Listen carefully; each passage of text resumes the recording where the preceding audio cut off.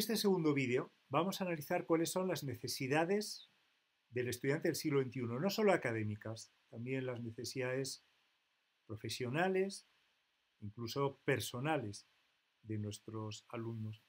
Vivimos en un momento extraordinariamente complejo, en donde nosotros no sabemos cuáles son los desempeños laborales, en última instancia, con los que se van a enfrentar nuestros alumnos. Vivimos en un mundo cuya interpretación, cuya exégesis cada vez también es más complejo. Dice Nigel Calder que vivimos en un orden críptico. A continuación añade que críptico no quiere decir que sea incognoscible, sino que las causas, las consecuencias, cada vez son más complejas. Por tanto, nosotros tenemos que preparar a los alumnos para hacer frente a esa complejidad, a esos escenarios variados con los que se va a tener que enfrentar. Cuando digo variados, estaba pensando también en lo profesional. Hay una cita de Alwyn Toffler que yo creo que todos deberíamos de tener muy presente en el frontispicio de nuestro desempeño profesional como docentes. Y es que la noción de analfabeto en este siglo tan convulso como es el XXI está cambiando rápidamente. Estamos creando analfabetos funcionales en la medida que no generemos alumnos o personas capaces de desaprender y reaprender.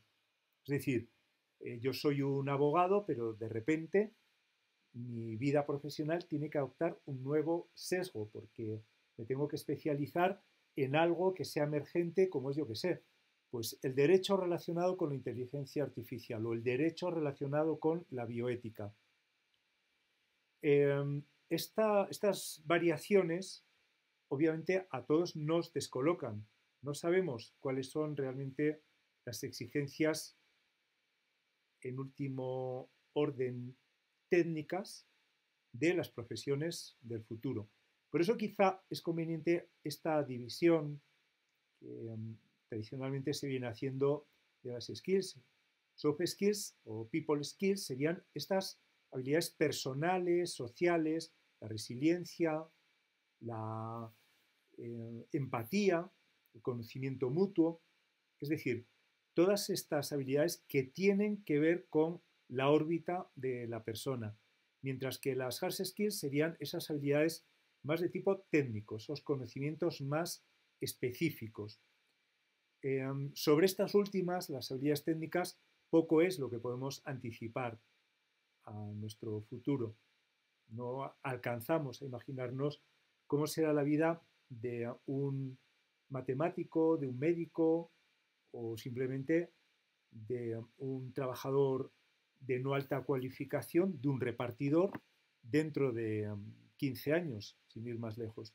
Lo que sí que sabemos es cuáles van a ser, aquí tenemos una invarianza, aquí tenemos un elemento de seguridad al que aferrarnos, sí que sabemos cuáles son esas otras habilidades que se requerirán en el plano personal.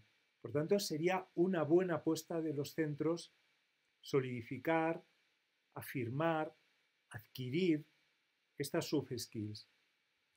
Posiblemente tan importantes o más que los conocimientos técnicos específicos.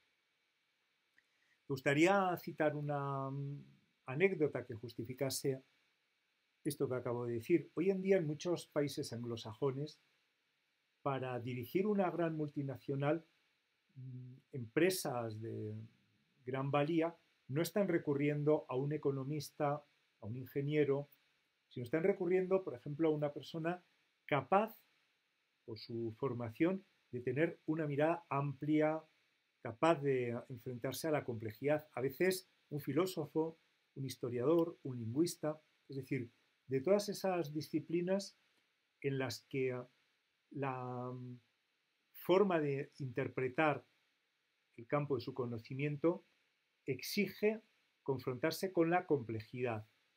Es solo un ejemplo de esta emergencia, también incluso en cuanto a las demandas del mercado, de estas habilidades personales.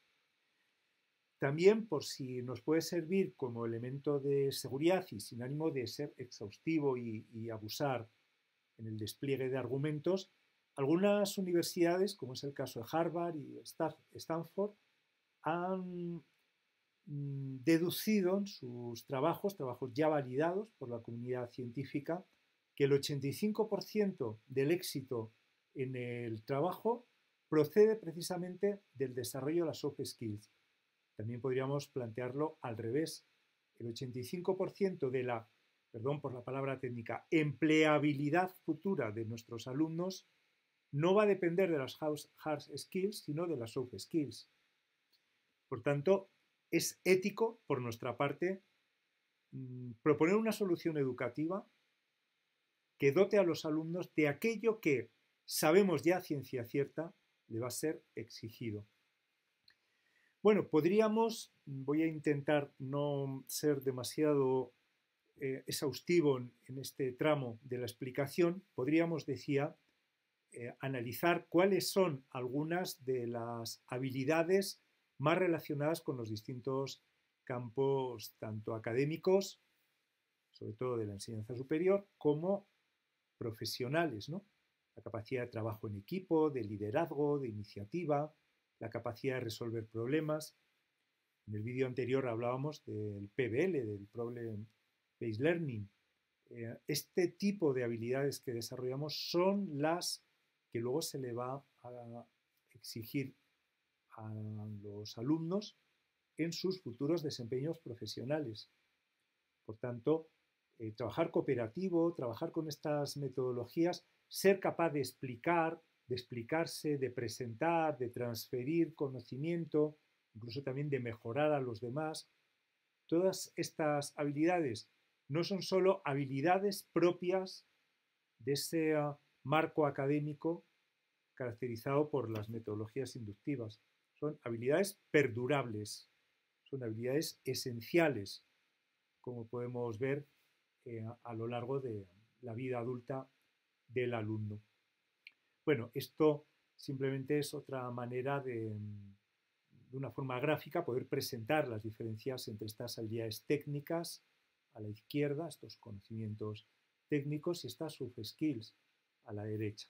Saber contar algo, saber colaborar, la curiosidad, saber hacer preguntas, saber formular preguntas ante una determinada situación, la creatividad, etc. La adaptabilidad. A veces trabajamos con escenarios que son demasiado convergentes. Te enseño cómo se resuelve un problema y tú resuelves un problema. No te enseño o no te exijo que tú propongas un problema, que tú veas dónde hay un problema, analices dónde hay un problema, ¿no? La gestión del tiempo, la empatía, la resolución de conflictos. Claro, es que si trabajamos individualmente es mucho más difícil que se produzcan conflictos. Si trabajamos en equipo y en cooperativo específicamente, seguro que sí, se producirán conflictos, pero se producirá algo maravilloso, que es la oportunidad de aprender a resolver conflictos.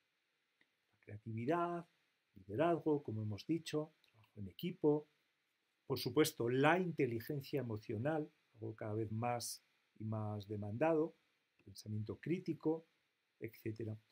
Esto, según un portal de empleo, aquí ya no estamos hablando de opinión o de estudios académicos, sino según un portal de empleo, estas serían las soft skills más importantes.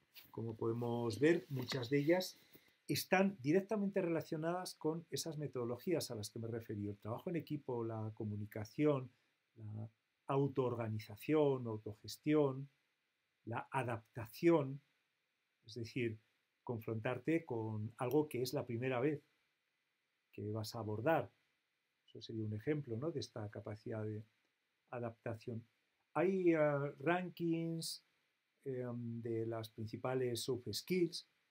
Pongo este simplemente no para que analicemos, obviamente, estas 60 soft skills, las que, bueno, pues podemos distinguir en unos puestos cimeros, la honestidad, la flexibilidad, el trabajo en equipo, etcétera, ¿no? La cooperación, muchas, insisto, que nos sonarían como intrínsecamente vinculadas a la actividad educativa, a las metodologías inductivas. Digo que pongo el ranking para que veamos que es algo que está ahí, que está en la superficie de las exigencias, de las demandas inmediatas, tanto del mercado laboral como, podríamos decir, de las nuevas necesidades con las que nos confrontan los escenarios personales e interpersonales. Es decir, va más allá de lo estrictamente laboral. Bien, pues ahí podemos ver algunas de estas habilidades básicas, ¿no? Nosotros obviamente no vamos a trabajar con 60, vamos a trabajar con 26 y lo vamos a hacer desde una perspectiva más estrictamente académica. ¿De acuerdo? Bueno, estas serían algunas reflexiones sobre las soft skills, ¿no? Los requerimientos que justifican las soft skills, etc.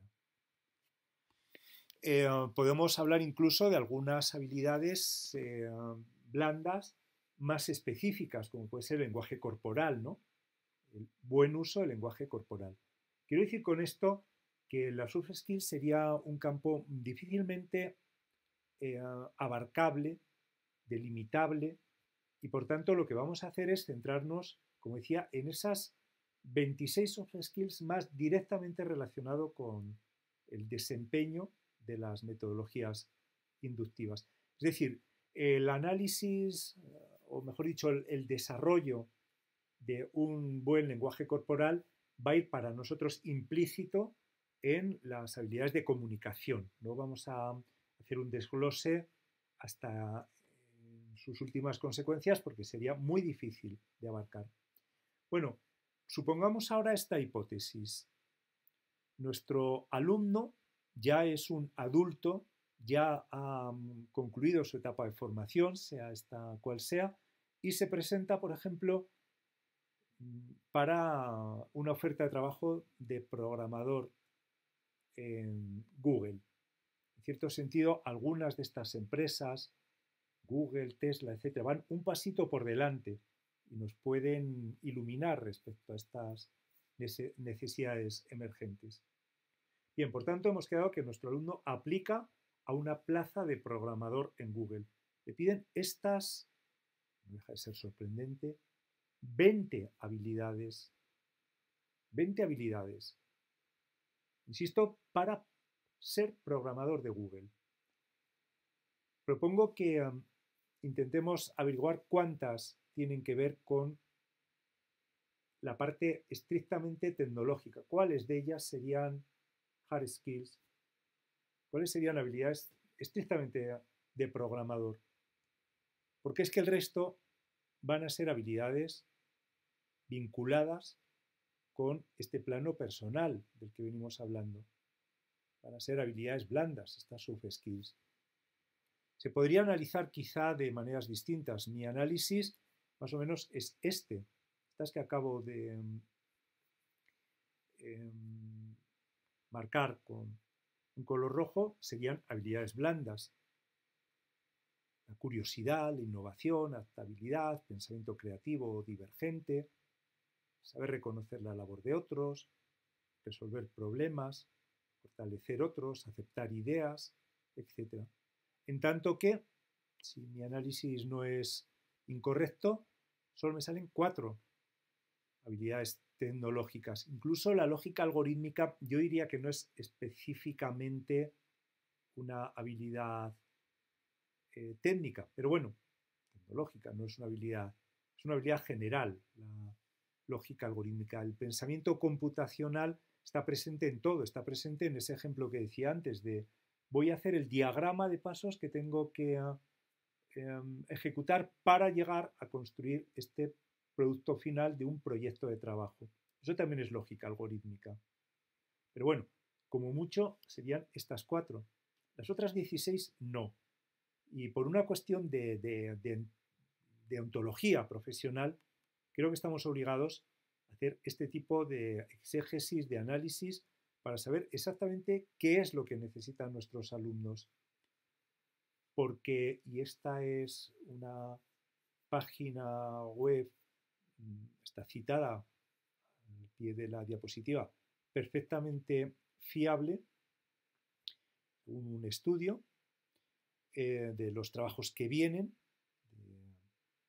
de Future, las profesiones que nos vamos a encontrar en el horizonte inmediato, muchas de ellas nos descolocan. Cirujano de aumento de la memoria, granjero vertical, experto en ética científica, broker de talento o, por ejemplo, agente de tiempo. Quizá el día de mañana necesitemos que una persona nos diga qué actividades de ocio serían las más adecuadas para nosotros, ¿no? Será tal la profusión de oferta que quizá alguien me tenga que decir qué leer, qué series ver, dónde hay conciertos que puedan ser de mi interés, cuál es el siguiente grupo al que debería de seguir, etc. Esto sería un agente de tiempo, ¿no? ¿Con qué carrera universitaria actual o con qué asignatura de tu currículo, de la etapa en la que impartas docencia, se relaciona esto de agente de tiempo libre? Pongo esta pregunta en el aire para que veamos que quizá tengamos que hacernos fuertes precisamente en estas habilidades que van más allá de las matemáticas, el inglés, la religión, las ciencias de la naturaleza, etc. Insisto, organizador de vidas electrónicas, agente de redes sociales, telecomunicólogo, gerente de bienestar, gerente de bienestar. Ahí es nada, ¿no? Bueno, por tanto, hasta ahora venimos cualificando en nuestros centros educativos para este escenario. Te doy una formación que te permite ejecutar el día de mañana un empleo, sea tras unos estudios de formación profesional, sea tras unos estudios universitarios. Pero podemos decir que es un esquema lineal. La formación que tú tienes te permite los siguientes 30 años de tu vida realizar tu trabajo de forma más o menos invariable, constante. Bien, ese escenario hoy en día ya no es imaginable. La media de cambios de trabajo distinto, no de empresa, de trabajo distinto, de un norteamericano que cuando estás escuchando esto empiece su vida laboral, va a ser 11. Va a hacer 11 cosas distintas. Es decir, no va a llegar ni a 3 años el tiempo que va a permanecer haciendo lo mismo. No hablo de la empresa, no hablo de hago lo mismo, hago marketing, primero en una empresa y luego en otra. No, me refiero a primero hago marketing, de repente tengo que hacer un desempeño totalmente distinto. Soy el organizador de bienestar de esta planta de producción y 3 años después de otra cosa y 3 años después de otra. Por tanto, caminamos hacia eso que vemos a la derecha. Necesitamos ser conscientes de que estamos en la era del talentismo. Talentismo quiere decir, es una noción que describe cuál es el actual estadio de desarrollo del capitalismo, y lo que viene a esta noción a aportar es que una persona vale en la medida que sea capaz de ser creativo, de ser surgente, es decir, estar a la vanguardia de ser singular, ser distinto, ser dinámico, no solo trabajar él, sino promover el que a su alrededor los demás mejoren, ser una persona altamente cualificada, que esté siempre a la vanguardia de lo último que va saliendo. Solo así, solo con este talento, una persona tiene asegurado el futuro profesional. Por tanto, las necesidades de formación, de cualificación que tienen nuestros alumnos distan muy mucho de las de solo hace 10, 15, 20 años.